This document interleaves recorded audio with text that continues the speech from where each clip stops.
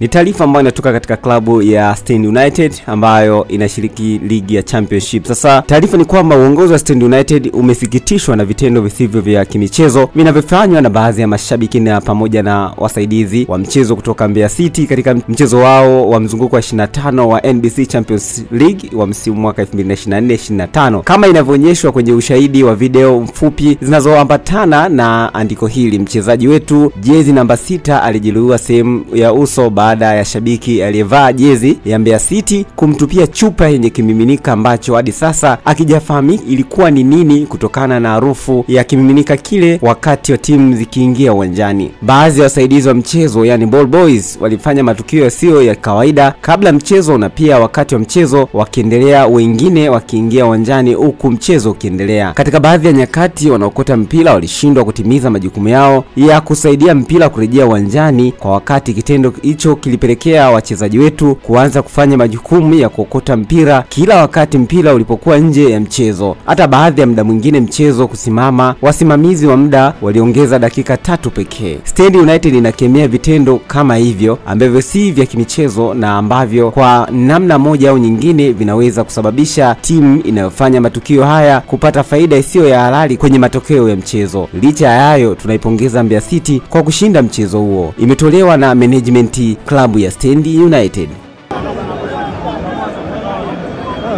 Wanaokota wenyewe sana.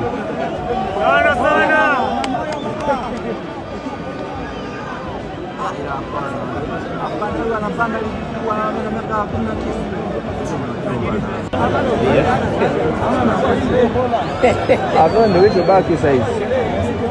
Tuwategemea wa madogo.